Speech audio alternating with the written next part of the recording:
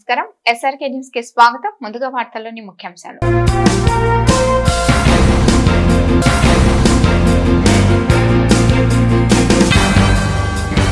Assembly budget సమావేశాలు ప్రారంభం మొదటి రోజు ఉభయ సభలను ఉద్దేశించి ప్రసంగించిన గవర్నర్ అబ్దుల్ నజీర్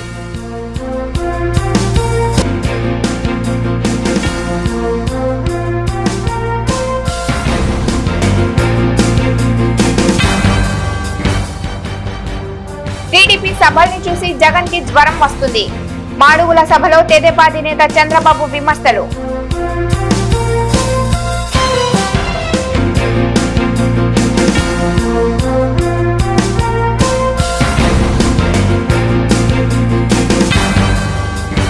వైఎస్ షర్మిలకి భద్రత పెంచాలి డిమాండ్ చేసిన Congress party state working president Mastan Vali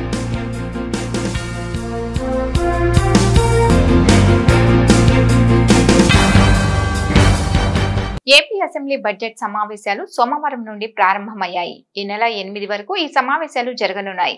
ఆర్థిక మంత్రి బుగ్గన రాజేంద్రనాథ్ 7వ తేదీన 2024-2025 ఆర్థిక సంవత్సరానికి సంబంధించిన ఓట్ ఆన్ అకౌంట్ బడ్జెట్ ని ప్రవేశపెట్టనున్నారు. మొదటి రోజు గవర్నర్ అబ్దుల్ నజీర్ ఉభయ సభల్ని ఉద్దేశించి ప్రసంగించారు. రాష్ట్ర ప్రభుత్వం విద్యకి అధిక ప్రాధాన్యత ఇస్తుందని, అమ్మఒడి ద్వారా 83,000 మందికి మేలు జరుగుతుందని చెప్పారు. అదేవిధంగా ఆరోగ్యశ్రీ పరిధిని 25 లక్షలు పెంచుతూ నిర్ణయం తీసుకున్నట్లు గుర్తు చేశారు. గవర్నర్ ప్రసంగం జరుగుతుండగానే టీడీపీ ఎమ్మెల్యే మెగా డిఎస్సి అంగన్వాడీల సమస్యలపై ఆందోళనకు దిగారు.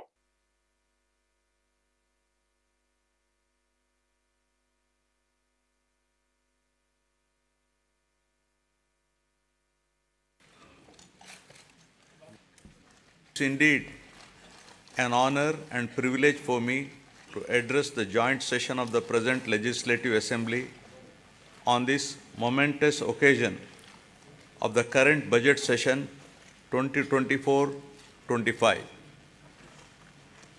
On being elected with an unprecedented mandate, my government has so far presented 4 budgets and implemented a slew of welfare and development programs for the benefit of hitherto neglected sections, and it would not be an exaggeration if I say my government has put its heart and soul in fulfilling its promises. At the outset, I place on record my deep sense of appreciation to the commitment of Honorable Chief Minister and the state administration in installing the 206 feet statue of Dr. Baba Saheb Bhimrao Ramji Ambedkar. The magnificent statue, built in a sprawling campus of 18.81 acres in Dr. B.R. Ambedkar Swaraj Maidan in the heart of Vijayawada city at the cost of 404.35 crores, will remain in the history as a place to visit and to cherish its elegance for generations to come in the state of Andhra Pradesh. It stands as a testimony to my government's commitment to social justice, equality, and empowerment. I am pleased to inform this august House that under the astute leadership of Honorable Chief Minister Shri Y.S. Jagan Mohan Reddy Garu, this pro-poor government has touched every section of the society, especially the underprivileged, vulnerable, and those in need of support. Be it the farmer, the unemployed youth, the auto driver, the weaver, senior citizens, women, children, or any other member who is socially and economically backward has benefited in one way or the other from my government. Now, building human capital. Soon after coming to power, my government has observed that Andhra Pradesh is falling behind some of the other states in certain social parameters like quality education, learning outcomes, nourishment to school children, IMR, MMR, and anemia amongst women, to name a few.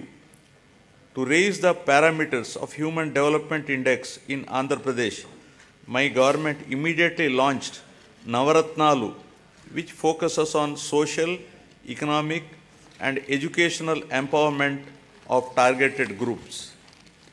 The results of the efforts of my government are conspicuous in all outcomes.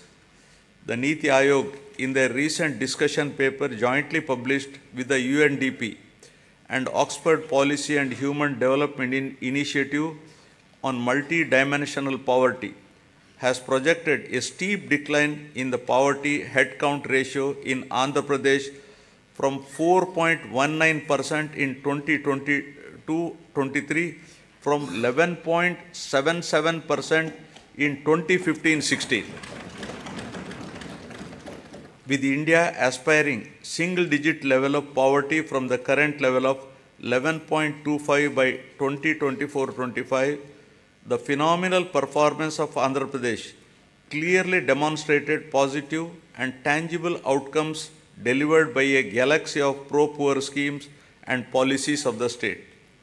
My government prioritizes education like nowhere else in the country by initiating path-breaking and innovative schemes targeting improvement in learning outcomes and preparing every child studying in government schools for a bright future and to be globally competitive. Believing that investment in education always gives the highest return, my government spent rupees 73,417 crores so far exclusively on these novel schemes introduced in the education sector. Soon after assuming power, my government has noticed that the gross enrollment ratio in primary education in 2017 was 84.48% compared to the national average of 99.21% and identified the urgency of a policy intervention to address this issue. With an intent to make sure that poverty does not prevent parents from educating their children, my government launched a unique and innovative scheme, Jagananna Amma Odi, in 2019, under which the government directly deposits an annual financial assistance of rupees 15,000 in the bank accounts of the mothers belonging to BPL families, with children studying from class 1 to intermediate. So far, an amount of rupees 26,067 crore has been spent, benefiting 43.61 lakh mothers and 83 lakh children annually under this initiative. Due to these timely interventions, the state has witnessed remarkable increase in GER at all levels of education during the last 4 years, from 84.48% to 100.08% at the present primary level, from 79.69% to 100% at secondary level, and to 79.69% from a meager 46.88% at a higher secondary level. To ensure better learning outcomes in school-going children, my government has taken up the Manabadi Nadu Nedu program with an aim to modernize and provide adequate infrastructure in 56,703 institutions, which includes government schools, welfare hostels, and junior colleges in 3 phases. The modernization and infrastructure development works have been completed in all 15,715 government schools in phase 1, and works have been taken up in 22,344 schools in phase 2. So far, rupees 7,163 crore has been expended under Nadu Nedu. Modernization of the balanced schools will be taken up in the next phase.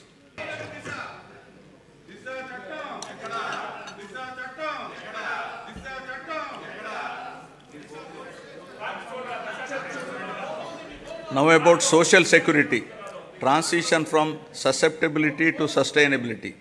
The government is committed to providing permanent houses to all the eligible households in the state, duly providing house sites and housing under the scheme Pedala Andiriki Illu, total of rupees 31.19 lakh house sites in 17,005 layouts have been distributed across the state in the name of Women Head of Family. రానున్న 64 రోజుల్లో YCP ఇంటికి పోవడం ఖాయమని Telugu Desam party అధినేత నారా చంద్రబాబు నాయుడు వ్యాఖ్యానించారు. అనకాపల్లి జిల్లా మాడుగులలో సోమవారం నిర్వహించిన రా కదలిరా బహిరంగ సభలో చంద్రబాబు ప్రసంగించారు. టీడీపీ బహిరంగ సభలను చూసి తాడేపల్లి పిల్లికి జ్వరం వస్తుందని విమర్శించారు. రానున్న ఎన్నికలు పార్టీలు పదవుల కోసం కాదని రాష్ట్ర ప్రజల భవిష్యత్తు కోసమని అన్నారు. బటన్ నొక్కుడు కాదు నీ బొక్కుడు సంగతి చెప్పాలని జగన్ ని చంద్రబాబు ప్రశ్నించారు. మాడుగుల రా కదిలిరా అని పిలిపిస్తే తెలుగుదేశం జనసేన నాయకులను చూస్తున్నా ఉధృతంగా ముందుకొచ్చారు, బ్రహ్మాండంగా ముందుకొచ్చారు. అదే మారుగా మా తెలుగింటి ఆడపడుచులు పెద్ద ఎత్తున వచ్చారు. యుద్ధానికి మేము కూడా సిద్ధం అని చెప్పి మా ఆడబిడ్డలు వచ్చారు. అలాంటి ఆడబిడ్డలకి మా యువత వీరోచితంగా కనపడుస్తున్నారు. యువత ఏ పక్కనుంటే ఆ పక్కనే గెలుపు. తెలుగుదేశం జనసేన గెలుస్తాం, మళ్ళీ రాష్ట్రాన్ని బాగు చేస్తామని మీ అందరికీ హామీ ఇస్తున్నా. తమ్ముళ్ళు జెండాలన్నీ దించాలి, వెనకనలు కనపడాలి, మళ్ళీ ఎగరేద్దాం. అన్ని జెండాలు దించి పెట్టుకోండి, మళ్ళా మీటింగ్ అయిన తర్వాత ఎగరేద్దాం. ఈరోజు చాలా సార్లు నేను మాడుగులకు వచ్చాను. ఈరోజు మాడుగుల మీటింగ్ చూస్తున్నాను. మామూలుగా లేదు. తాడేపల్లి పిల్లికి జ్వరం వస్తుంది. ఇంకా రాబోయే రోజుల్లో నిద్ర కూడా రాదు. ఆ పరిస్థితిలో మాడుగుల బ్రహ్మాండంగా స్పందించారు. ఇది 64 రోజులే మనకు ఎన్నికలు. ఒకటే చెప్తున్నా, 64 రోజుల్లో వైఎస్ఆర్ కాంగ్రెస్ పార్టీ ఇంటికి పోవడం ఖాయం, తెలుగుదేశం జనసేన గెలవడం కూడా ఖాయం. అలాంటి మంచికి శుభ సూచకంగా ఈ సభ కనిపిస్తా ఉంది. ఇక్కడే కాదు, రా కదిలిరా అని పిలిపిస్తే ప్రాంతం ఏదైనా, సెంటర్ ఏదైనా అదే జోరు, అదే స్పీడు, ఎక్కడా తేడా లేదని మరొకసారి విజ్ఞప్తి చేస్తున్నా. ఈ స్పందన చూస్తే నాకు అనిపిస్తుంది వైఎస్ఆర్ కాంగ్రెస్ పార్టీ పైన, జగన్ పైన తిరుగుబాటు ప్రారంభమైంది. ఇది ఉధృతంగా ముందుకు పోతుంది. తొందరలోనే తుఫానుగా మారిపోతుంది. ఆ తుఫాన్లో వైఎస్ఆర్ కాంగ్రెస్ పార్టీ కొట్టుకొని పోవడం ఖాయం అని చెప్పి కూడా నేను మీకు తెలియజేస్తున్నా. ఈ ఎన్నికలు ఇంకా కొంచెం వాయిస్ పెంచాలి. ఈ ఎన్నికలు తెలుగుదేశం జనసేనకి కాదు, రాష్ట్ర భవిష్యత్తు కోసం. ఈ ఎన్నికలు పార్టీలకు అధికారానికి సంబంధించి కాదు, తెలుగు జాతి భవిష్యత్తుకు సంబంధించిన ఎన్నికలు. అందుకే ఒకటే మిమ్మల్ని కోరుతున్నా, ఈ ఎన్నికల్లో రాష్ట్రం గెలవాలి, ప్రజలు గెలవాలి, మీ బిడ్డల భవిష్యత్తు గెలవాలి. మీ బిడ్డల కోసం ఏ ఆడబిడ్డలైతే కష్టపడుతున్నారో వాళ్ళ సాక్షిగా మీరు ఆలోచించమని మా ఆడబిడ్డలందరికీ పిలిపిస్తున్నా. సైకో పాలన అంతం చేస్తే తప్ప మనకు భవిష్యత్తు లేదు ఈ రాష్ట్రానికి. సమైక్య ఆంధ్రప్రదేశ్ లో ఇప్పుడు కూడా రాష్ట్రంలో చూస్తే ఒక సీనియర్ నాయకుడిగా చెప్తున్నాను, ఎంతో మంది ముఖ్యమంత్రులు చూశాను, కానీ ఇలాంటి సైకోని నా జీవితంలో చూడలేదు.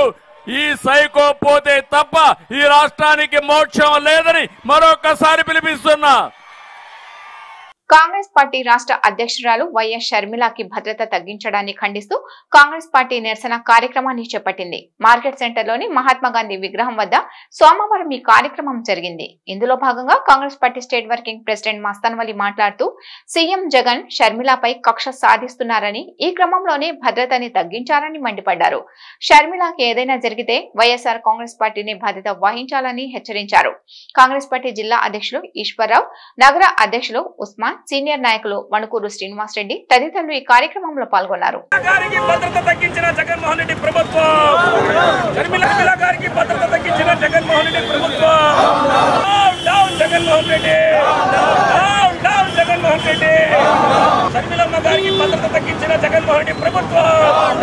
మీడియాలో అసభ్యకర పోస్టులు పెడుతున్నాం, వ్యక్తులపై కఠిన చర్యలు.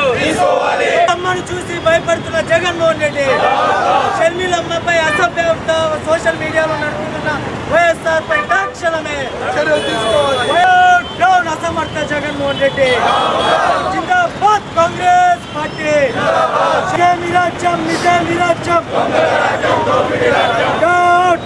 అసమర్థ జగన్మోహన్ రెడ్డి. రోజున గుంటూరు జిల్లాలో కాంగ్రెస్ పార్టీ ఆధ్వర్యంలో జగన్మోహన్ రెడ్డి ప్రభుత్వం షర్మిలమ్మ గారు కాంగ్రెస్ పార్టీ అధ్యక్ష బాధ్యతలు స్వీకరించిన తర్వాత సోషల్ మీడియా మాధ్యమాల ద్వారాగా షర్మిలమ్మని చెల్లెలని కూడా చూడకుండా అసభ్య పదజాలాలతో సోషల్ మీడియాలో ట్రోల్ చేయడాన్ని కాంగ్రెస్ పార్టీ తీవ్రంగా ఖండిస్తూ ఉన్నాం. మీరంతగా భయపడాల్సిన అవసరం లేదు. కాంగ్రెస్ పార్టీ తన సిద్ధాంతాలకి వైఎస్ రాజశేఖర రెడ్డి గారి ఆశయాల కోసం పనిచేస్తున్న షర్మిలమ్మ మీద ఒక చెల్లెలను చూడకుండా భయంకరమైన మాటలకు చర్చించలేనటువంటి, కళ్ళతో చూడలేనటువంటి అసభ్య పదజాలాలు చేస్తూ ఉంటే జగన్మోహన్ రెడ్డి గారు ఒక్క మాట మాట్లాడు. అధికారంలో ఉండి కూడా దాని మీద తక్షణమే చర్యలు తీసుకోలేనటువంటి పిరికి ప్రభుత్వం. అది ఒకటే కాదు, ఇవాళ షర్మిలమ్మ గారికి గతంలో 4+4 గన్మ్యాన్లు ఉండేటటువంటి పరిస్థితి.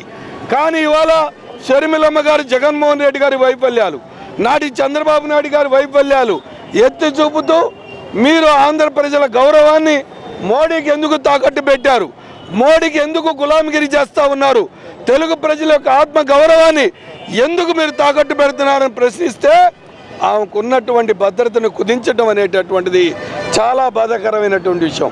ఇవాళ ఆవిడకి ప్రాణహాని ఉంది. ఎక్కడ చూసినా కూడా వివేకానంద రెడ్డి గారి హత్య కేసులో వాళ్ళ బాబాయికి న్యాయం జరగాలని చెప్పి, సునీతమ్మకి వాళ్ళ కుమార్తెకి న్యాయం జరగాలని చెప్పి పోరాటం చేస్తున్న షర్మిలమ్మ గారి మీద ఇటువంటి అసభ్య పదజాలం, ఇటువంటి భద్రతా కుదింపులకు వ్యతిరేకంగా ఇవాళ గుంటూరు కాంగ్రెస్ పార్టీ ఆధ్వర్యంలో ఒక నిరసన కార్యక్రమం, ఈ ప్రభుత్వానికి కనువిప్పు కలగాలనేటటువంటి కార్యక్రమాన్ని ఇవాళ రాబోయేటటువంటి రోజుల్లో డీజీపీ గారిని గడిచిన 3 రోజుల నుంచి టైం అడుగుతూ ఉన్నాం. డీజీపీ గారు, ఇవాళ మా షర్మిలమ్మ గారికి జరుగుతున్న అన్యాయం మీద మేము కలవాలి అంటే ఇంతవరకు టైం ఇవ్వలేనటువంటి పరిస్థితి. అట్లానే గవర్నర్ గారిని కూడా కలిసి వెంటనే దీనికి ఇంటర్వెన్షన్ జరగాలి అని చెప్పి డిమాండ్ చేసేటటువంటి క్రమంలో ఇవాళ కాంగ్రెస్ పార్టీ ఆధ్వర్యంలో ఒక నిరసన కార్యక్రమం తీసుకున్నామని చెప్పి మీ ద్వారాగా తెలియజేస్తూ మరొకసారి జగన్మోహన్ రెడ్డిని హెచ్చరిస్తూ ఉన్నాం. ఆంధ్రప్రదేశ్ కాంగ్రెస్ పార్టీ అధ్యక్షురాలు షర్మిలమ్మ గారు అయిన కాడి నుంచి ఆమెకి గతంలో ఉన్న 4+4 గన్మెన్స్ని తొలగించి కేవలం ఈరోజు 1+1 గన్మెన్నే ఉంచడం జరిగింది. రాష్ట్ర ప్రభుత్వం అపోజిషన్ పార్టీస్ ఏ చిన్న సోషల్ మీడియాలో చిన్న పోస్టులు పెట్టినా సరే ఆ పోస్టుల మీద సిఐడిని ఉచ్చుకొల్పడం జరుగుతుంది. గత 5 సంవత్సరాల నుంచి మనం చూస్తున్నాం. ఈరోజు రాష్ట్ర కాంగ్రెస్ అధ్యక్షురాలైన షర్మిలమ్మ గారి మీద సోషల్ మీడియాలో, అది ముఖ్యంగా వైఎస్ఆర్సీపీకి సంబంధించిన సోషల్ మీడియాలో అనేక అసభ్యకర పోస్టులు పెడుతూ ఉంటే రాష్ట్ర ప్రభుత్వం ఏం చేస్తుంది, నిమ్మక నీరెత్తినట్లుందని చెప్పేసి సందర్భంగా మనం చేస్తూ ప్రభుత్వం వెంటనే తక్షణమే చర్య తీసుకోవాలి. సిఐడి వాళ్ళు వెంటనే దీని మీద కేసులు కట్టవలసిన అవసరం ఉంది. అదేవిధంగా తిరిగి మరలా 4+4 గన్మెన్ని ఆమెకి కేటాయించాలని చెప్పేసి రాష్ట్ర ప్రభుత్వాన్ని డిమాండ్ చేస్తూ ఆమె ఈరోజు మరి రాష్ట్ర వ్యాప్తంగా అనేక కార్యక్రమాల్లో పార్టిసిపేట్ చేయడం, అనేక బహిరంగ సభల్లో ఆమె పాల్గొనబోతూ ఉంది. ఏ బహిరంగ సభలో అయినా ఎక్కడైనా రాష్ట్రంలో ఏ చిన్న సమస్య ఎదురైనా సరే దానికి ఈ రాష్ట్ర ప్రభుత్వమే బాధ్యత వహించాల్సి ఉంటుందని చెప్పేసి కూడా ఈ సందర్భంగా మనవి చేస్తూ తక్షణమే ఆమెకి మరలా గన్మెన్స్ పునరుద్ధరించాలి. అదేవిధంగా సిఐడి వాళ్ళు వెంటనే ఆమె మీద ఎవరైతే అసభ్యకర పోస్టులు పెట్టారో వాళ్ళ మీద కేసులు కట్టాలని చెప్పేసి ఈ సందర్భంగా మనవి చేసుకుంటున్నాం. ల్యాండ్ టైటిలింగ్ చట్టం ద్వారా ఎవరికీ నష్టం జరగదని వైసీపీ లీగల్ సెల్ గుంటూరు జిల్లా అధ్యక్షులు సిడి భగవాన్ భరోసా ఇచ్చారు. గుంటూరు జిల్లా కోర్టు వద్ద సోమవారం లీగల్ సెల్ రాష్ట్ర ఉపాధ్యక్షులు పోలూరి వెంకటరెడ్డి, పిపి పోకల వెంకటేశ్వర్లతో కలిసి భగవాన్ మాట్లాడారు. ల్యాండ్ టైటిలింగ్ యాక్ట్ ని కొన్ని అసాంఘిక శక్తులు భూతద్దంలో చూపించి భయపెడుతున్నాయని మండిపడ్డారు. గత కొన్ని నెలలుగా మన స్టేట్ గవర్నమెంట్ తీసుకొచ్చిన ల్యాండ్ టైటిలింగ్ యాక్ట్ మీద రాష్ట్ర వ్యాప్తంగా న్యాయవాదులు కోర్టుల విధులు బహిష్కరిస్తున్న విషయం మనందరికీ తెలిసిందే. ఈ విషయంలో మేము చెప్పదలుచుకున్నది ఒకటి, ఇది మన స్టేట్ గవర్నమెంట్ తీసుకొచ్చిన యాక్ట్ కాదు, ఇది సెంట్రల్ గవర్నమెంట్ తీసుకొచ్చిన యాక్ట్. దాని మీద అన్ని మన భారతదేశం మొత్తం మీద ఎన్ని రాష్ట్రాలు ఉన్నాయో అన్ని రాష్ట్రాలు ఇంప్లిమెంట్ చేయాలని చెప్పేసి నీతి ఆయోగ్ మనకి రికమెండ్ చేస్తే ఆ రికమెండేషన్ మీద మన స్టేట్ గవర్నమెంట్ ముందుగా ప్రజలకు మంచి చేయాలనే ఉద్దేశంతో కన్సాలిడేటెడ్గా చేస్తే అందరికీ ఒక ఎటువంటి ఇబ్బందులు లేకుండా ఈ ల్యాండ్ టైటిలింగ్ యాక్ట్ ద్వారా అందరికీ హక్కులు అన్నీ కలిపి ఒక చోట ఉండేటట్లు ఒక చట్టం తీసుకురావడం జరిగింది. ఆ చట్టాన్ని ఒక బ్యాడ్గా అపోహపడి ఆ ల్యాండ్ టైటిలింగ్ యాక్ట్ ప్రజలకి అన్యాయం జరుగుతుందనే ఒక బ్యాడ్ ప్రాపగాండా స్ప్రెడ్ చేయడం వల్ల దీని విషయమై ఈ రోజున మేము పత్రిక ఉన్న గవర్నమెంట్ మీద ఉన్న బ్యాడ్ ప్రాపగాండాను తీసివేసే నిమిత్తం ఈ పత్రికా విలేకరుల సమావేశం ఏర్పాటు చేయబడింది. అదేవిధంగా ఈ గత 2 రోజుల క్రితం మన రెవెన్యూ మంత్రి అయినటువంటి ధర్మాన ప్రసాద్ గారు కూడా మనకు క్లియర్ కట్గా మన మీడియా ద్వారా తెలియజేశారు. ఏమని చేశారంటే ఆయన భారత ప్రభుత్వం రాష్ట్ర ప్రభుత్వాలకు ఒక యాక్ట్ సూచించిందని, ల్యాండ్ టైటిల్ సక్రమంగా ఉండాలనే తలంపుతో 20 ఏళ్ల అధ్యయనం తర్వాత నీతి ఆయోగ్ సూచించిన మోడల్ యాక్ట్ ల్యాండ్ టైటిలింగ్ అన్నారు. న్యాయవాదుల అభ్యంతరాలను పునః పరిశీలించేందుకు ప్రభుత్వం సిద్ధంగా ఉందని చెప్పారు. అదేవిధంగా ఒక వెబ్సైట్ ఏర్పాటు చేసి అందరి అభిప్రాయాలు తీసుకుంటామని చెప్పి, అదేవిధంగా కోర్టులో ఇది పరిగణలో కోర్టులో కూడా ఉంది కాబట్టి కోర్టు డైరెక్షన్ కూడా పరిగణలోకి తీసుకుంటామని చెప్పేసి ఈ చట్టాన్ని మరో 8-9 రాష్ట్రాలు పరిశీలిస్తున్నాయని చెప్పి ఈ రాష్ట్రం 17,000 రెవెన్యూ గ్రామాలకు గాను 4,000 గ్రామాలలోనే భూమి సర్వే పనులు పూర్తయినాయి అని చెప్పేసి సర్వే నెంబర్ ప్రకారం మ్యాప్స్తో సహా గుర్తించాక ఈ చట్టాన్ని అమలు చేస్తామని చెప్పేసి క్లియర్ కట్గా చెప్పడం జరిగింది. కానీ ఈ విషయాన్ని మభ్యపెట్టి కొన్ని అసాంఘిక శక్తులు మన టైటిలింగ్ యాక్ట్ మీద ఒక బ్యాడ్ ప్రాపగాండా చేస్తూ కోర్టు విధులను కూడా పరిశీలిస్తున్నారు. ఈ విషయం అయ్యి ప్రజలకు పూర్తి అవగాహన కలుగు చేయాలనే ఉద్దేశంతో ఈ పత్రికా విలేకరుల సమావేశం ఏర్పాటు చేయడం జరిగింది. గత 70 రోజుల నుంచి రాష్ట్రంలో జరుగుతున్నటువంటి ఏదైతే విధుల బహిష్కరణ కార్యక్రమం ఉందో అది ఒట్టి బూటకం. ఎందుకంటే గత 70 రోజుల నుంచి నిజాయితీగా న్యాయవాదులు కోర్టు విధుల బహిష్కరణ జరిగితే ఈరోజు రాష్ట్రంలో ఉన్నటువంటి జైళ్లు మొత్తం నిండిపోవాల్సినటువంటి అవసరం ఉంది. కానీ ఇక్కడ న్యాయవాదులు డ్రెస్ కోడ్ ఒక్కటే వదిలేసి మిగతా పనులన్నీ కూడా కోర్టులో జరుగుతూనే ఉన్నాయి. దీన్ని విధుల బహిష్కరణ అనరు. ఎందుకంటే ప్రతి ఆఫీసు నుంచి కేసులు ఫైల్స్ అవుతా ఉన్నాయి, బెయిల్స్ ఫైల్ అవుతున్నాయి, బెయిల్స్ తీసుకుంటున్నారు, షూరిటీలు పెడుతున్నారు. కానీ బయట మాత్రం కోర్టు బయట విధుల బహిష్కరణ పేరుతో బూటకం, ఇదంతా అబద్ధం. న్యాయవాదులు చిత్తశుద్ధితో ఉద్యమం చేయట్లేదు. చట్టం మంచిదా కాదా అనేది కోర్టుకు సంబంధించి కోర్టు మధ్యలో ఉన్నటువంటి పరిస్థితి. ఆల్రెడీ కోర్టు దీని మీద విధించింది. దీని తర్వాత ఇంకొక బెంచ్కి వెళ్ళారు. అయినా కూడా మరి న్యాయవాదులు ఏదైతే రెవెన్యూ మినిస్టర్ ఒక స్టేట్మెంట్ ఇచ్చాడో దీనికి సంబంధించి న్యాయవాదుల యొక్క ఆలోచనని, అలాగే ఈ చట్టంలో స్టేక్ హోల్డర్స్ ఎవరైతే ఉన్నారో వాళ్ళ ఆలోచనను కూడా ఒక వెబ్సైట్ ఓపెన్ చేసి తద్వారా తీసుకున్న సలహాలు ఆ సలహాలను అమలు చేస్తామని చెప్పినటువంటి పరిస్థితి. అంతేకాకుండా ఏదైతే చట్టం ఉందో చట్టం ఈ భూ సర్వే కంప్లీట్ అయిన తర్వాత మాత్రమే ఈ యొక్క చట్టాన్ని అమలు చేస్తామని చెప్పినటువంటి రెవెన్యూ మంత్రి గారి యొక్క ఆలోచనల్ని పరిగణన తీసుకొని తక్షణమే న్యాయవాదులు అబద్ధపు విధుల బహిష్కరణ కార్యక్రమానికి స్వచ్ఛ చెప్పాలి దయచేసి. లేకపోతే నెక్స్ట్ 8వ తారీఖు జనరల్ బాడీ మళ్ళీ గుంటూరు బార్ స్టేషన్లో ఉంటుంది. జనరల్ బాడీకి వ్యతిరేకంగా మేమంతా కూడా విధులకు హాజరయ్యే పరిస్థితి ఉందని చెప్పి ఈ సందర్భంగా తెలియజేసుకుంటూ, ఇక్కడ జరుగుతున్నటువంటి ఈ విధుల బహిష్కరణ అనే కార్యక్రమం అబద్ధం. కోర్టులో అన్ని పనులు జరుగుతూనే ఉన్నాయి. అందరు న్యాయవాదులు కూడా కోర్టులో రిప్రజెంటేషన్ చేస్తూ ఉన్నారు. ఇక్కడ మాత్రం బయట టెంట్ వేసుకొని ఒక పూటకపు అబద్ధపు విధుల బహిష్కరణ కార్యక్రమం చేస్తూ ఉన్నారు. ఇది మాత్రం కక్షిదారులు అన్యాయం చేస్తూ ఉన్నారు. ఒక పక్క న్యాయవాదులకు అన్యాయం జరుగుతూ ఉంది. దుర్మార్గమైనటువంటి బాయ్కాట్ చేస్తూ ఉన్నారు. దీన్ని తీవ్రంగా ఖండిస్తా ఉన్నాం. మోకాళ్ల మార్పుకి కేంద్ర బిందువుగా మారిన గుంటూరు సాయి భాస్కర్ హాస్పిటల్స్ మరో ముందడుగు వేసింది. రోబోటిక్ పరిజ్ఞానంతో మోకాళ్లు మార్పిడి చేసే రోబోని అందుబాటులోకి తీసుకొచ్చింది. ఈ మేరకు డాక్టర్ బూసిరెడ్డి నరేందర్ రెడ్డి సోమవారం అరండల్పేటలోని ఆసుపత్రిలో మీడియా సమావేశాన్ని ఏర్పాటు చేసి రోబోటిక్ చికిత్స విధానాన్ని, దాని ప్రత్యేకతల్ని వివరించారు.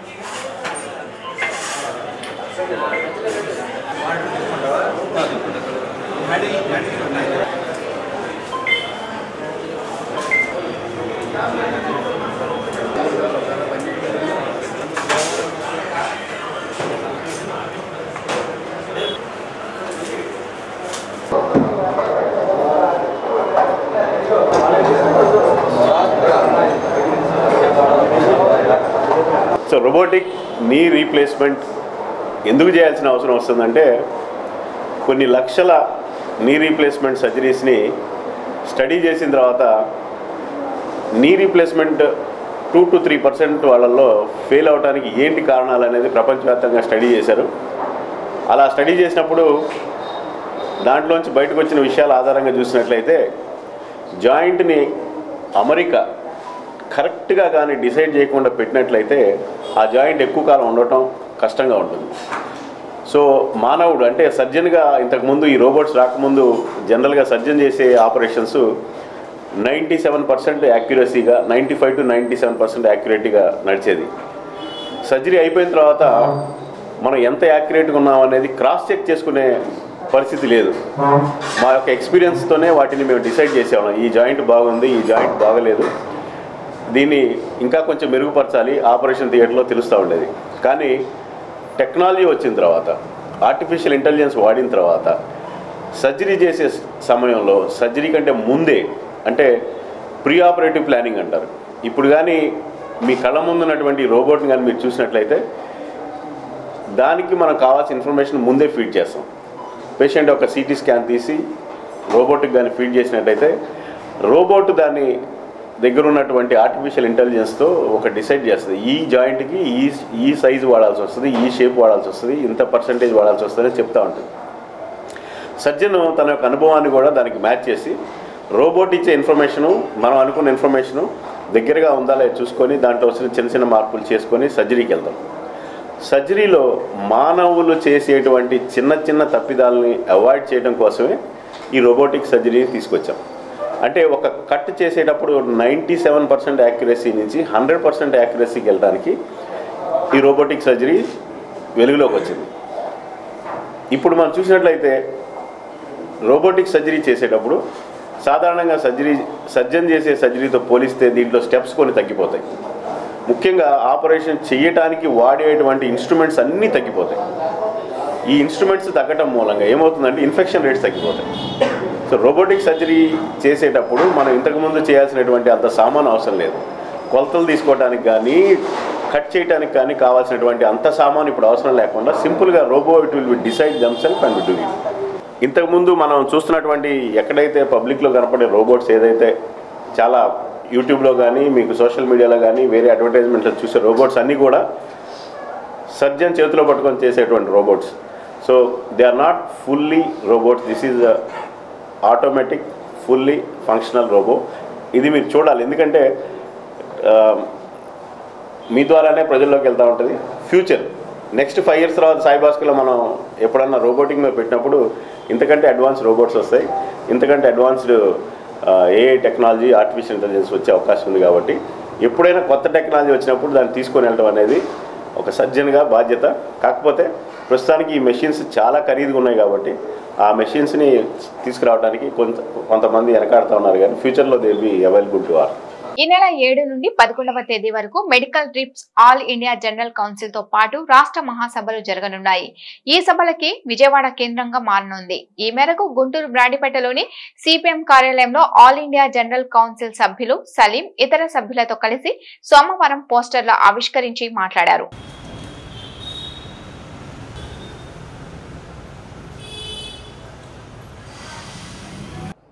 ఏదైనా దేశం అభివృద్ధి సాధించాలంటే విద్య, వైద్యం రెండు ప్రభుత్వ ఆధీనంలో ఉండాలని చెప్పేసి నోబెల్ బహుమతి గ్రహీత అమృత్ సేన్ గారు ఎప్పుడూ చెప్తూ ఉంటారు. అటువంటిది ఈరోజు ప్రభుత్వం కనుక మనం చూస్తే వైద్యం ప్రజలకి ఉచితంగా అందించవలసిన ప్రభుత్వం మందుల పరికరాల మీద పెద్ద ఎత్తున జిఎస్టీ వేస్తున్నటువంటి పరిస్థితి మనం గమనిస్తూ ఉన్నాం. మందుల పరికరాలపై జిఎస్టీ ఎత్తివేయాలని, నిత్యావసర మందులను ప్రజలకు అందుబాటులో ఉంచాలని చెప్పేసి మెడికల్ రిప్రజెంటేటివ్ అసోసియేషన్గా గత 30 ఏళ్ల నుంచి మేము పెద్ద ఎత్తున పోరాటం చేస్తూ ఉన్నాం. అట్లాగే జీడిపిలో వైద్య రంగానికి కనీస వాటా 5% కల్పించాలని చెప్పి చూస్తూ ఉన్నాం. అభివృద్ధి చెందిన దేశాలు అమెరికా, యూకే కనుక మనం చూసుకుంటే వైద్య రంగానికి వాళ్ళ వాటా చాలా ఎక్కువగా ఉంటుంది, 15% నుంచి 30% వరకు ఉంటుంది. కానీ మన దేశంలో వైద్య రంగానికి వాటా కేవలం 1.5 నుంచి 2% వరకే కేటాయిస్తున్నారు. దాన్ని కనీసంగా 5% పెంచాలని చెప్పేసి మా డిమాండ్స్ ఉన్నాయి. అట్లాగే ప్రభుత్వం మెడిసిన్స్ యొక్క ధరలను పూర్తిగా నియంత్రించి తక్కువ ధరలకు మెడిసిన్స్ అందజేయాలని చెప్పేసి మా డిమాండ్స్. ఇటువంటి డిమాండ్స్తో మెడికల్ రిప్రజెంటేటివ్స్ గత 30 సంవత్సరాలుగా ఎన్నో పోరాటాలు చేస్తూ ఉన్నారు. అయితే ఇప్పుడు మా all India council meeting plus రాష్ట్ర మహాసభ రెండు విజయవాడలో జరుగుతున్నటువంటి సందర్భంగా మేము ఈరోజు పోస్టర్ ఆవిష్కరణ కార్యక్రమానికి చేసాం. ఆల్ ఇండియా కౌన్సిల్ మీటింగ్కి దేశవ్యాప్తంగా ఒక 400 మంది డెలిగేట్స్ హాజరవుతున్నారు.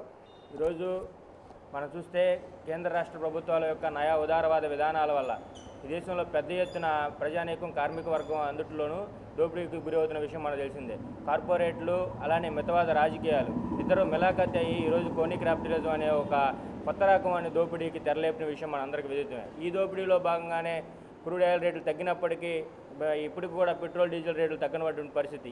దీనిలో భాగంగానే నిత్యావసర రేట్లు, అత్యవసర రేట్లు పెద్ద ఎత్తున పెరిగిన, ఉప్పు పప్పు రేట్లు పెద్ద ఎత్తున పెరిగిన, మందుల ధరలు పెరిగినప్పటికీ ఆ ధరల్లో బాధితులు, పీడితులుగా ఈరోజు యావత్ ప్రజానీకం వ్యవహరిస్తూ ఉన్నటువంటి పరిస్థితి మనందరం చూస్తూ ఉన్నాం సామాన్య ప్రజానీకంగా.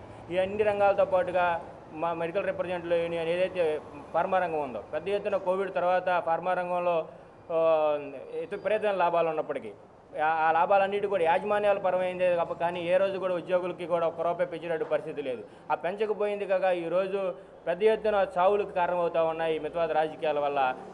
మన విజయవాడలో చూసుకుంటే అజయన్ రిప్రజెంట్ కావచ్చు, ఇక్కడ షెడ్మెడ్లో రిప్రజెంట్ కావచ్చు, అదే నార్త్ ఇండియాలో రిప్రజెంట్ రైలుకి వెళ్ళి వ్యతిరేకంగా వెళ్ళి మరి చనిపోయినటువంటి పరిస్థితులు, ఆత్మహత్య చేసినటువంటి పరిస్థితులు మనం గణనీయంగా చూస్తూ ఉన్నాం ఈ రోజుల్లో. ఇంతకుముందు ఆఫ్టర్ క్రెస్ట్ బిఫోర్ క్రెస్ట్ అని చెప్పుకునేటువంటి చరిత్రని ఉద్ధరించుకున్నాం మనం. ఈరోజు ఆఫ్టర్ కోవిడ్ బిఫోర్ కోవిడ్ అని చెప్పి ఏసీబీసీలుగా మనం వ్యవహరించుకునేటువంటి పరిస్థితి మనం చూస్తూ ఉన్నాం. ఆ ఫార్మా రంగంలో పెద్ద ఎత్తున లాభాలు ఆర్జిస్తున్నటువంటి యాజమాన్యాలు ఈ మితవాద రాజకీయాలు ఏకమయ్యి ఆ దోపిడీ గురవుతున్న దాంట్లో ఫార్మా కార్మిక రంగం ఉంది. 44 కార్మిక చట్టాలని 4 కోట్లుగా తీసుకొచ్చినటువంటి పరిస్థితి కొనసాగుతూ ఉంది. ఇది కనుక అమలైనటువంటి పరిస్థితి వస్తే ఇంకా ఈ దాడులు పెద్ద ఎత్తున తీవ్రతరమైనటువంటి పరిస్థితి. జీపీఆర్ఎస్ అనేటటువంటి పేరుతో మన ప్రవేశీ గోప్యతను హరించి మెడికల్ రిప్రజెంటేటివ్ యొక్క ప్రాణాలను కోల్పోయేటటువంటి పరిస్థితి మనం నిత్యం చూస్తూ ఉన్నాం ఈ రంగంలో. మందుల ధరలను తగ్గించకపోయింది కాక ఒక పెనుభారాన్ని వేస్తూ ఆ రకంగా ఫార్మా రంగంలో దోపిడీకి తెరలేపుతూ ఉంది ఈరోజు ప్రభుత్వాలు, ఈ యాజమాన్యాలు. సో వీటన్నిటిని వ్యతిరేకిస్తూ మనం ఈరోజు వీటన్నిటిని ఉదాహరణగా రేపు 7, 8, 9 తారీఖుల్లో మా ఎఫ్ఎంఆర్ఐ ఏదైతే all India federation of medical and sales representative association of India పెద్ద ఎత్తున మనకి 3 రోజుల పాటు మహాసభలు మాగినేని బసవపుణ్య విజ్ఞాన కేంద్రంలో నిర్వహించుకుంటా ఉన్నాం. ప్రపంచ క్యాన్సర్ దినోత్సవాన్ని పురస్కరించుకొని హోప్ ఇన్ హాస్పిటల్, యువ నారీస్ హెల్త్ కేర్ ఆర్గనైజేషన్ క్యాన్సర్ పై అవగాహన సదస్సుని నిర్వహించాయి. నల్లపాడు రోడ్డులోని ఫ్యూచర్ ఫోకస్ కళాశాల సోమవారం జరిగిన ఈ సదస్సుకి వేదికగా నిలిచింది. ఇందులో భాగంగా హోప్ ఇన్ హాస్పిటల్ డాక్టర్స్, యువ నారీస్ వ్యవస్థాపకులు షమా సుల్తానా క్యాన్సర్ పై విద్యార్థినులకు అవగాహన కల్పించి మాట్లాడారు. క్యాన్సర్ లక్షణాలను త్వరగా గుర్తిస్తే మొదటి దశలోనే నివారణ సాధ్యపడుతుందని చెప్పారు. దేశ భవిష్యత్తు యువతదే కాబట్టి వారికి అవగాహన కల్పిస్తున్నామని తెలిపారు. ఈ రోజు మేము ఇక్కడ ఫ్యూచర్ ఫోకస్ ఇన్స్టిట్యూట్లో వరల్డ్ క్యాన్సర్ డే సందర్భంగా ఒక అవేర్నెస్ ప్రోగ్రామ్ చేయడానికి వచ్చామండి. సో ఈ అవేర్నెస్ ప్రోగ్రామ్ చాలా ఇంపార్టెంట్. క్యాన్సర్ లక్షణాలు అండ్ క్యాన్సర్కి వచ్చే సిమ్టమ్స్ మొత్తం ముందుగానే తెలుసుకొని చాలా వరకు స్టేజ్ 1లోనే దాన్ని అరికట్టవచ్చు. ఎప్పుడైతే క్యాన్సర్ బారిన పడకుండా ఆపుకుంటామో అప్పుడు రిస్క్ కొంచెం తక్కువ అవుతుంది. ఆ అవేర్నెస్ ప్రోగ్రామ్ వలన చాలా స్టూడెంట్స్లో ఆ అవేర్నెస్ రావడం వల్ల వాళ్ళ ఫ్యామిలీ మెంబర్స్, ఫ్రెండ్స్ వాళ్ళల్లో ఒక స్ఫూర్తిని నింపుతారని ఆశిస్తున్నాము. అండ్ ఎప్పుడైతే మేము హోప్విన్ హాస్పిటల్స్లో యువనారీస్ హెల్త్ కేర్ ఆర్గనైజేషన్ ద్వారా అవేర్నెస్ ప్రోగ్రామ్స్ చేస్తున్నాము. ఇది చాలా క్రూషియల్గా మేము సర్వైకల్ క్యాన్సర్ని చాలా వరకు జనాల్లోకి తీసుకెళ్తున్నాము. దీని గురించి చాలా వరకు అవేర్నెస్ లేదండి. మాకు వచ్చే పేషెంట్స్లో చాలామంది స్టేజ్ క్రాస్ అయ్యి వస్తున్నారు. వాళ్ళని కాపాడాలి అన్న మ్యాక్సిమం 3 months తర్వాత వాళ్ళకి మోర్టాలిటీ అనేది వస్తుంది, చచ్చిపోతున్నారు. సో ఆన్కాలజీ డిపార్ట్మెంట్కి మేము రిఫరల్ చేసినా ఉపయోగం లేకపోతుంది. సో ముందుగానే అవగాహన ఉండడం వల్ల సర్వైకల్ క్యాన్సర్ అంటే గర్భాశయ ముఖద్వారపు క్యాన్సర్, దీని ద్వారా అవేర్నెస్ ద్వారా మేము చెప్పాల్సింది ఏమిటంటే తెల్లబట్ట ఉన్న నెలసరి మధ్య ఏమైనా బట్ట కనిపిస్తున్నా, ఎప్పుడైతే కొంచెం నడుము నొప్పి అండ్ పొత్తి కడుపు నొప్పి రావడం అండ్ బరువు తక్కువ అయిపోవడం ఇలాంటి లక్షణాలు ఉన్నప్పుడు గైనకాలజిస్ట్ దగ్గర వచ్చి తెలుసుకోవచ్చు. ముఖద్వారపు చికిత్స మీన్స్ ఎగ్జామినేషన్ చేయించుకొని తద్వారా ముందస్తు పరీక్షలు చేయించుకొని స్క్రీనింగ్ అంటాము, ఆ మెథడ్స్ ద్వారా క్యాన్సర్ ఉందా లేదా అని పరిశీలిస్తాము. దీనికి సర్వైకల్ క్యాన్సర్కి వ్యాక్సినేషన్ కూడా ఉందండి, టీకాలు ఉంటాయి. 9 సంవత్సరాలు పైబడిన ఆడ మగ 2 పిల్లల్లో కూడా ఈ టీకాలు వేయించుకోవచ్చు. తద్వారా ఈ సర్వైకల్ క్యాన్సర్ని మొత్తంగా ప్రివెన్షన్ చేయొచ్చు. అండ్ చాలా వరకు చెప్తూనే ఉంటాము, యంగ్స్టర్స్లో చాలా వరకు స్మోకింగ్కి, ఆల్కహాల్కి అలవాటు పడుతుంటారు. ఈ స్మోకింగ్ వల్ల లంగ్ క్యాన్సర్ అని, ఆల్కహాల్ వల్ల లివర్ క్యాన్సర్స్ అని, ఓరల్ క్యాన్సర్స్ అని చాలా వరకు మిగతా గుట్కా, జర్దా లాంటివి యూజ్ చేయడం వల్ల చాలా యంగ్స్టర్స్ ఈ బారిన పడి తెలియకుండానే కొంచెం మిడిల్ ఏజ్లో వాళ్ళకి క్యాన్సర్ బారిన పడుతున్నారు. దీని ద్వారా కూడా అవేర్నెస్ ఇంకా పెంచాలి. యంగ్స్టర్స్ దీని బారిన పడకుండా ఎడ్యుకేషన్ మీద, ఎంప్లాయ్మెంట్ మీద మేము చాలా వరకు మీన్స్ అవేర్నెస్ పెంచుతున్నాము. వార్తలు ముగించే ముందు ముఖ్యాంశాలు మరోసారి.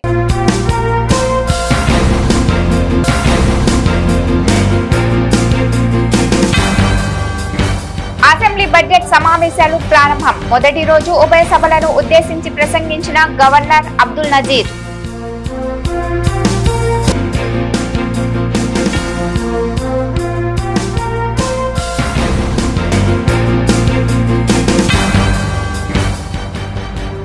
టీడీపీ సభల్ని చూసి జగన్ కి జ్వరం వస్తుంది.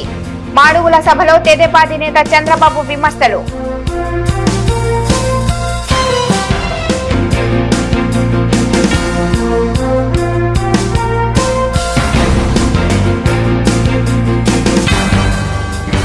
వైఎస్ షర్మిలకి భద్రత పెంచాలి డిమాండ్ చేసిన Congress party state working president Mastan Vali.